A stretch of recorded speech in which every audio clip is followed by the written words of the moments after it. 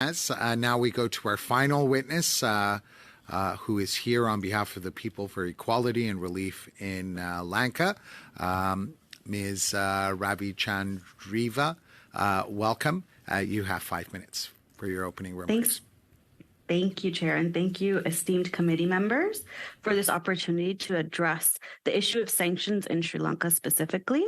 I would first like to begin by expressing the gratitude of Pearl for Canada's ongoing support and commitment to human rights and justice, and for its continued leadership in the fight for accountability in Sri Lanka.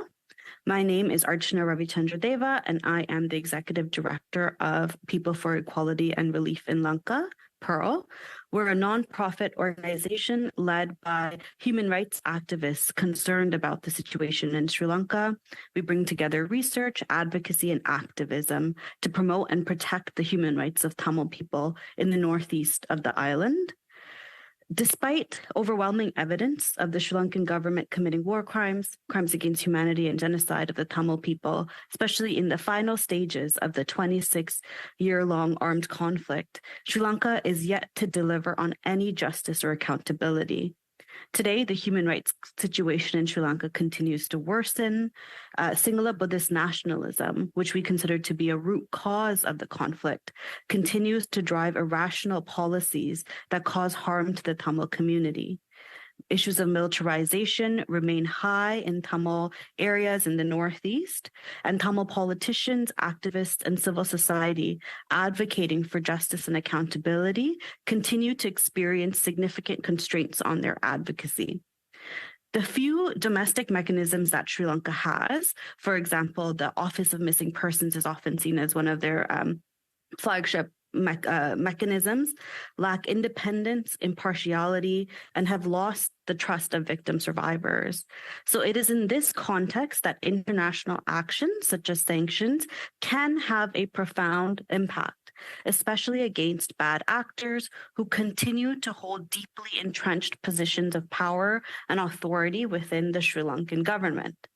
Now, Canada has been a strong advocate for the Tamil community by example, recognizing the Tamil genocide last year, Canadian sanctions that were implemented in January 2023 on former presidents Gotabaya Rajapaksa and Mahinda Rajapaksa, Staff Sergeant Sunil Ratnayaka, and Lieutenant Commander Chandana Prasad Hatirachi are some of the few, if not only, individual actions of accountability against Sri Lankan leaders, which is of symbolic importance to a war that was supposed to be a war without witnesses.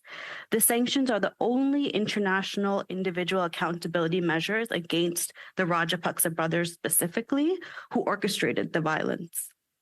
Many of the victim survivors that Pearl connects to in Sri Lanka almost regularly mention the sanctions as one of the few and positive developments in an accountability landscape, which often feels bleak and impossible. However, we must recognize that current sanctions are just a starting point, and it's crucial to expand the list of individuals and entities subject to sanctions, including Magnitsky-style sanctions, for those responsible for the war crimes, crimes against humanity, genocide, and other human rights abuses committed during the armed conflict. We also have to acknowledge that sanctions are not the be-all and end-all and are likely to be unsuccessful in the absence of other measures. So Pearl robustly advocates for sanctions to be supported with Canadian engagement in other areas, such as international justice efforts, including through universal jurisdiction, international courts, etc., to develop a multilateral approach to justice. I'd also like to speak really briefly about the process in which Pearl engages in advocacy in Canada and how the system can be bettered for other advocacy organizations as it relates to sanctions. So we began connecting with representatives and having meetings with Global Affairs Canada for several years before the sanctions were confirmed, along with many other Tamil organizations. And for example, there's often a lack of clarity about whether we focus sanctions advocacy under the Special Economic Measures Act or the Magnitsky Act, whether our advocacy with global affairs has been translating across other departments, including, for example, the Department of Justice, and what kinds of information need to be shared or gathered from advocacy organizations to support the effort, as well as the greater need to understand the difference between the sanctions regime on one side and the IRPA on the other, which has its own internal mechanisms against allowing individuals accused of human rights violations into the country. And during the process of our advocacy, there was also sometimes a lack of information about what the impact and implementation of these sanctions would be once implemented. And so I wanted to take some time from the perspective of an advocacy organization to talk about the importance of greater cohesion and consistency in terms of applying the existing sanctions regime and how to work together, more guidance and policy framework. I think a witness before spoke about policy information for organizations and activists to engage in advocacy around sanctions, and how to make sanctions more effective in their implementation after the initial proclamation. So thank you, Mr. Chair, and the rest of the committee members. I'm happy to answer any questions on this. Thank you. Thank you very much.